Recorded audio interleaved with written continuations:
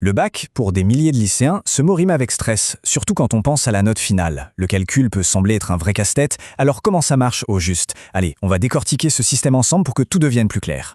Votre réussite commence ici. C'est une belle promesse, n'est-ce pas? Mais comment est-ce qu'on la mesure concrètement, cette réussite? Comment une seule note peut-elle vraiment résumer des années de travail acharné? C'est exactement ce qu'on va voir. Alors pour faire simple, le baccalauréat, ou le bac, repose sur deux grands piliers. D'un côté, il y a les épreuves terminales, vous savez, ces gros examens de fin d'année, et de l'autre, le contrôle continu, qui lui prend en compte le travail de tous les jours. C'est l'équilibre parfait entre ces deux éléments qui va nous donner la note finale. Commençons par le premier pilier, celui qui bien souvent génère le plus d'appréhension, les fameuses épreuves terminales. Ces épreuves, c'est un peu le principe du one-shot. On les passe une seule fois à la toute fin du parcours.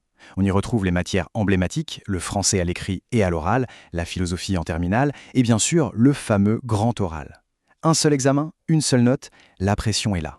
Mais attention, et c'est là que ça devient intéressant, toutes les notes n'ont pas le même poids. Un 15 en philosophie, c'est super, mais il n'aura pas le même impact qu'un 15 au grand oral. Et c'est là qu'intervient la notion cruciale de coefficient.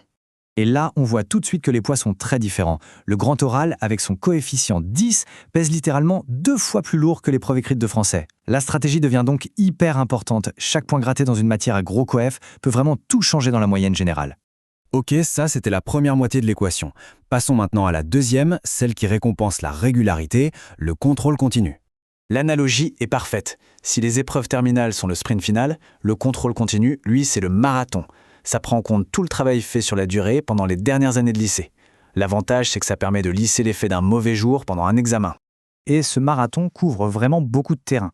On y retrouve bien sûr l'histoire géo, les langues vivantes, mais aussi, et c'est un point très important, les matières de spécialité qui ont été abandonnées en fin de première.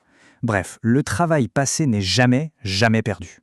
En résumé, le contrôle continu, c'est une sorte de grande moyenne de toutes les moyennes. Mais le détail qui frappe le plus, c'est qu'une spécialité qu'on a lâchée garde un coefficient de 8. C'est autant que la philo en épreuve finale. Ça montre à quel point le travail régulier est valorisé dans ce système. Bien, on a donc nos deux grands ensembles, les épreuves d'un côté, le contrôle continu de l'autre. Alors, comment tout ça s'assemble pour nous donner le verdict final? Pour bien comprendre, imaginons un scénario tout simple. Un élève obtient pile la moyenne, 10 sur 20 dans absolument toutes les matières. Aux examens, en contrôle continu, partout. D'après vous, quel sera le résultat? Et voici la réponse. Ce relevé de notes, c'est la synthèse de tout. Chaque matière est là, avec sa note, pondérée par son coefficient. C'est vraiment le résumé final de tout le parcours. Logiquement, sans surprise, avec 10 de moyenne partout, la note finale est de 10,00 sur 20. Et le statut qui va avec, c'est admis. C'est le seuil de la réussite. Pour le dire autrement, on peut aussi penser en points. Il faut obtenir la moitié du total des points possibles. Ici, c'est 1000 points sur un total de 2000. Chaque note, multipliée par son coefficient, vient ajouter sa pierre à l'édifice pour atteindre ce total. Toute cette décomposition nous amène à une question un peu plus large. Est-ce que ce système, qui valorise à la fois la performance d'un jour et la régularité sur le long terme, est-ce qu'il est plus juste qu'un système avec un seul grand examen final? C'est un vrai débat, et c'est toute la philosophie qui se cache derrière ce bac nouvelle formule. De quoi réfléchir.